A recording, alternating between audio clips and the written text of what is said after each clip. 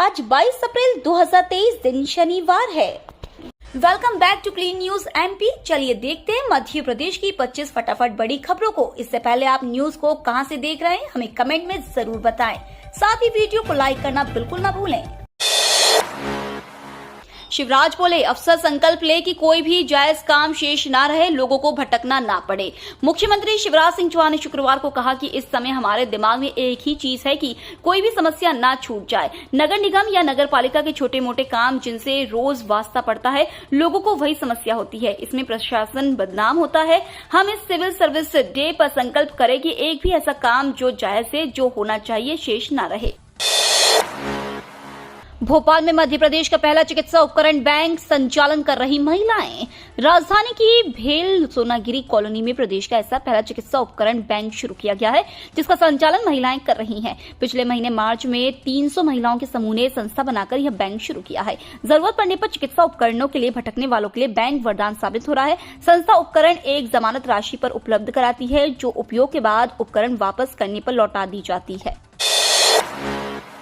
Madhav national park को tiger reserve बनाने का प्रस्ताव चला, फिर भी एमपी में होंगे सबसे अधिक 7 रिजर्व। मध्य प्रदेश राज्य वन्य प्राणी बोर्ड ने शिवपुरी के माधव राष्ट्रीय उद्यान को टाइगर रिजर्व का दर्जा देने के प्रस्ताव को फिलहाल टाल दिया गया है। इसके बाद भी देश में सबसे अधिक टाइगर रिजर्व मध्य प्रदेश में होंगे।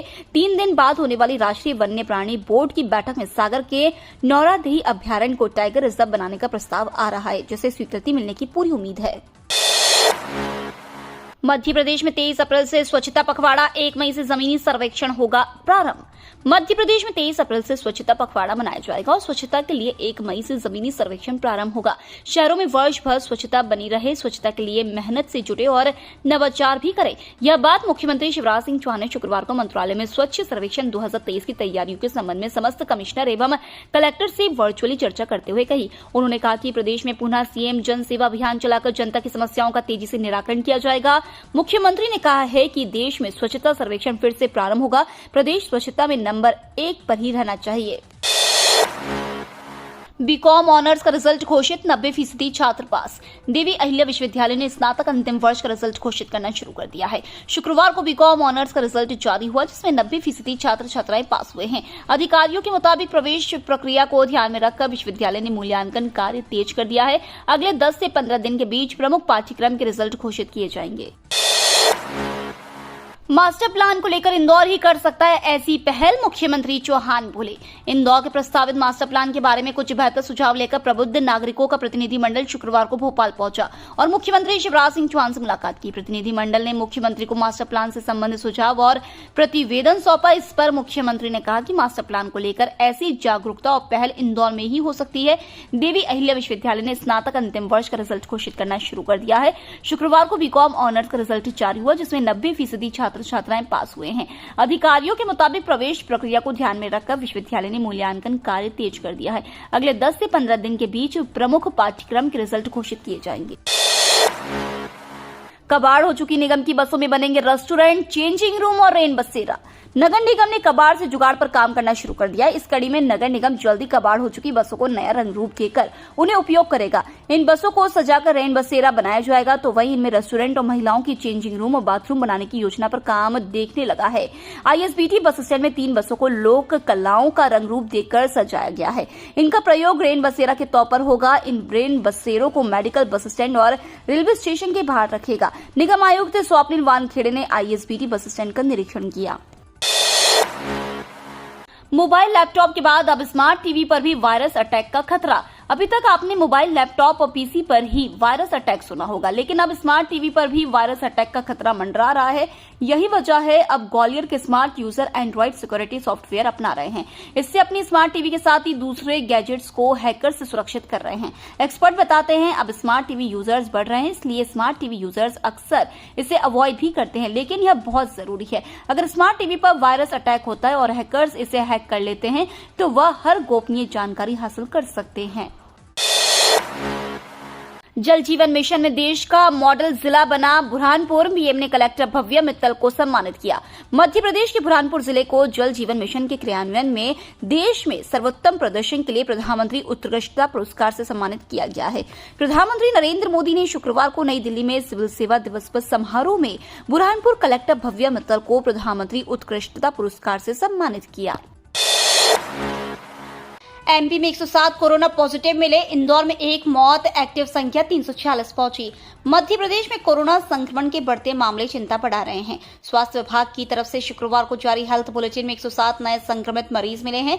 वहीं इंदौर में एक मरीज की मौत रिपोर्ट हुई है। राहत की बात 91 मरीज ठीक हुए। वहीं प्रदेश में एक्टिव मरीजों की संख्या 346 पहुंच गई है। स्वास्थ्य विभाग की तरफ से जारी हेल्थ बुलेटिन के अनुसार प्रदेश में सबसे ज्यादा भोपाल में 44 संक्रमित मिले हैं। इसके अलावा राजगढ़ में 21, इंदौर और ग्वालियर में 14, आगर, मालवा और उज्जैन में 4, सीहोर में 3, हरदा, दतिया और सिंगरौली में 1 पॉजिटिव मिले हैं। इंटरनेशनल एयरपोर्ट पर अव्यवस्थाओं का अंबार, परेशान यात्रियों ने उठाया ये कदम। इंदौर का देवी अहिल्याबाई एयरपोर्ट भले ही इंटरनेशनल हवाई अड्डा बन चुका है, लेकिन पिछले कुछ दिनों से यहां अव्यवस्थाओं का अंबार देखा जा रहा है, जिसके चलते यात्री खासे परेशान हो रहे हैं। लेकिन प्रबंधन का और कोई भी ध्यान नहीं जा रहा है। प्रबंधन की लापरवाही से परेशान हो चुके यात्रियों ने अब समाधान निकालने का नया तरीका ढूंढ लिया है और उन्होंने सीधा नागरिक और उड्डयन विमानन मंत्री ज्योतिरादित्य सिंधिया से ट्वीट के जरिए अपनी शिकायतों का समाधान करने की बात कही है। इतना ही नहीं, प्रधानमंत्री तक यात्रियों ने अपनी शिकायत पहुंचाई है। हवाई यात्रियों को सहूलियत, जल्द शुरू होंगे 2 और एयरोब्रिज। इंदौर एयरपोर्ट 9 करोड़ की लागत आई। देवी अहिल्याबाई होलकर इंटरनेशनल एयरपोर्ट पर 2 नए एयरोब्रिज बनकर तैयार हैं। यात्रियों की सहूलियत के लिए बने ये एयरोब्रिज जल्द ही शुरू कर दिया जाएगा। एयरोब्रिज की संख्या बढ़ने से और अधिक विमानों तक आना जाना आसान होगा।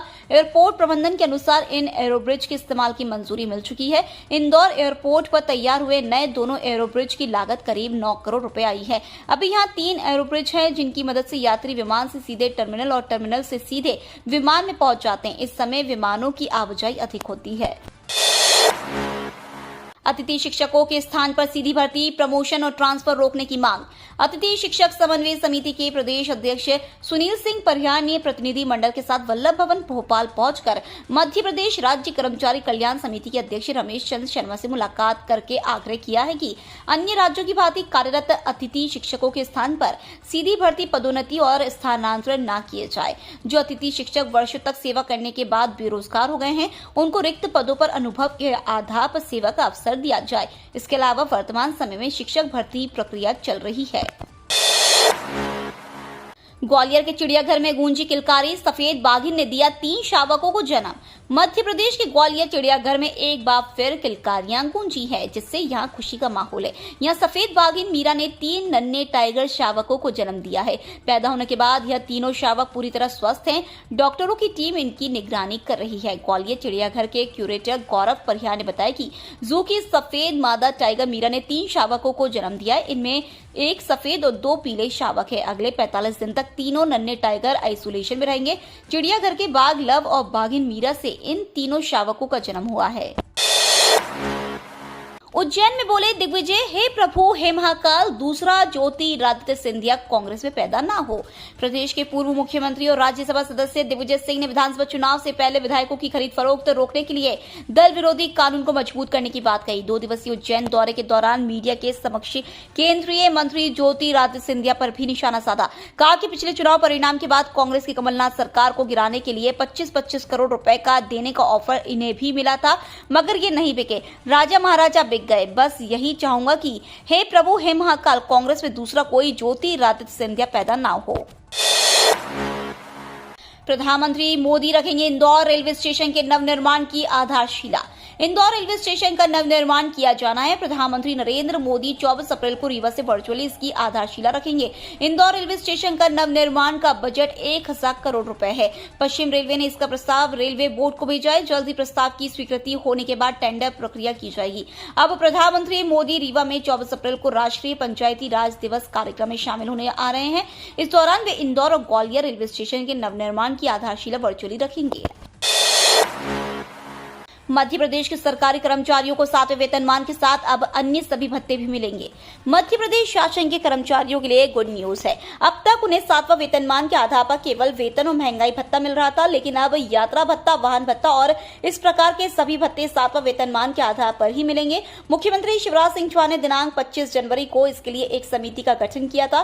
खबर आ रही है कि समिति की रिपोर्ट बंद कर तैयार हो गई है। मुख्यमंत्री का समय मिलते ही उन्हें पूरा रिपोर्ट सौंप दी जाएगी। इस रिपोर्ट में कर्मचारियों को वाहन भत्ता, यात्रा भत्ता सहित सभी प्रकार के अन्य भत्तों में वृद्धि करने की सिफारिश की गई है। पहली बार city financial ranking, balance sheet अच्छी तो ही विकास के लिए मिलेगा बजट। भोपाल समेत प्रदेश के सभी नगरीय निकायों को अब विकास के नाम पर बजट तभी मिलेगा जब उनकी ऑडिट बैलेंस शीट अच्छी होगी। देश के 4500 शहरों में पहली बार सिटी फाइनेंशियल रैंकिंग की जा रही है। इनमें भोपाल, इंदौर, जबलपुर और ग्वालियर नगरीय निकाय 10 लाख से ज्यादा आबादी वाली कैटेगरी में शामिल होंगे। सभी शहरों के बीच हुए मुकाबले के आधार पर ही टॉप शहरों को चुना जाएगा। इस प्रतिस्पर्धा में शामिल होने के लिए सबसे अहम मापदंड 3 साल की ऑडिट बैलेंस शीट होगी। मध्य प्रदेश नगरीय विकास एवं आवास विभाग ने जब अपने 413 नगरीय निकायों से जानकारी जुटाई तो पता चला कि 188 के पास बैलेंस शीट है ही नहीं। गर्भाशय के मुख्य कैंसर की पेपसीमिया जांच के लिए 2 दिवसीय शिविर कल से हुआ शुरू।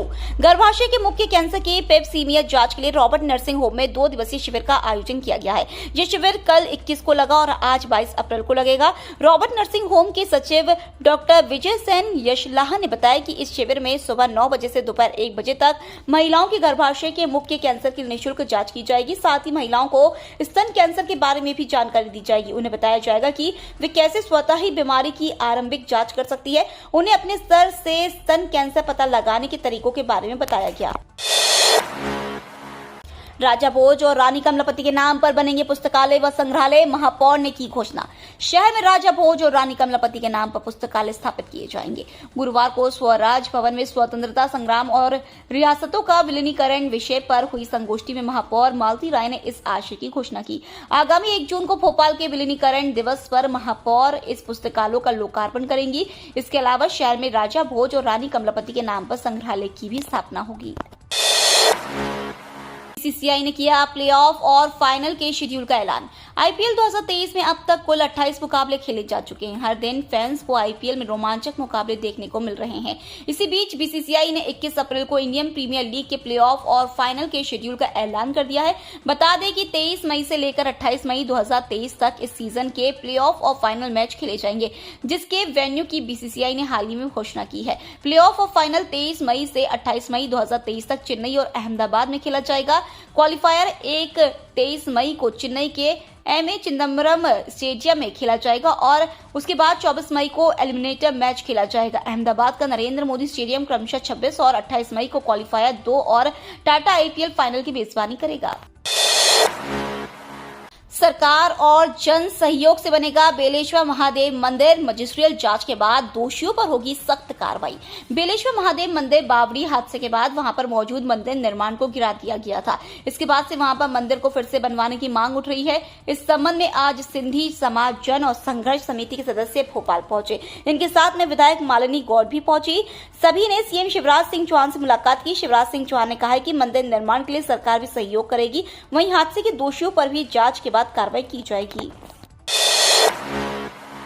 मध्य प्रदेश में लू प्रबंधन के लिए जिलेवार बनेगी कार्य योजना। नोडल अधिकारी होंगे तैनात। प्रदेश में अप्रैल और मई में तापमान औसत से अधिक रहने की संभावना है। अधिकतर जिलों में लू की स्थिति बन सकती है। इससे बचाव के लिए सभी जिलों में कार्य योजना बनाई जाएगी। प्रत्येक स्तर पर नोडल अधिकारी तैनात होंगे। साथ ही विभिन्न विभागों की अलग अलग जिम्मेदारी रहेगी। इसको लेकर राज्य आपदा प्रबंधन प्राधिकरण ने शुक्रवार को एडवाइजरी जारी कर दी। उधर मुख्यमंत्री शिवराज सिंह चौहान ने अधिकारियों को निर्देश दिए कि पेयजल और बिजली आपूर्ति की व्यवस्था सुनिश्चित की जाए। इनकम टैक्स को लेकर आई बड़ी खुशखबरी। वित्त मंत्री ने कहा 10 लाख तक की इनकम पर नहीं लगेगा टैक्स। इनकम टैक्स भरने वालों के लिए बड़ी खुशखबरी। अगर आप भी इनकम टैक्स पर लगने वाले भारी भरकम टैक्स से परेशान हैं, तो अब वित्त मंत्री ने आपको बड़ी खुशखबरी दे दी है। वित्त मंत्री निर्मला सीतारमण ने जानकारी देते हुए बताया है कि अब आपको 10 लाख रुपए तक की इनकम पर कोई भी टैक्स नहीं देना होगा। जी हां, बजट 2023 में निर्मला सीतारमण ने 7 लाख तक की इनकम को टैक्स फ्री कर दिया था, लेकिन आज आपको 10 लाख तक की इनकम टैक्स पर भी 0 टैक्स देना होगा। सिर्फ इतने अंकों पर मिलेगा पास सर्टिफिकेट। जल्द आएगा MP board result. MP board कक्षा 10वीं और 12वीं की परीक्षा के लिए 18 लाख से ज्यादा स्टूडेंट्स ने रजिस्ट्रेशन करवाया था। विभिन्न मीडिया रिपोर्ट्स की माने तो मध्य प्रदेश माध्यमिक शिक्षा मंडल अप्रैल के आखिरी हफ्ते में ही रिजल्ट जारी करने की तैयारी में है। एमपी बोर्ड कक्षा 10वीं के पेपर 1 मार्च से 27 मार्च तक और 12वीं के 2 मार्च से 1 अप्रैल के बीच में हुए थे। एमपी बोर्ड रिजल्ट जारी होने के बाद उन्हें ऑफिशियल वेबसाइट mpbse.nic.in और mpresults.nic.in पर चेक किया जा सकेगा। ये तो थी आज की 25 फटाफट बड़ी खबरें। अगर आपको न्यूज पसंद आई हो तो चैनल को सब्सक्राइब करना ना भूले। धन्यवाद।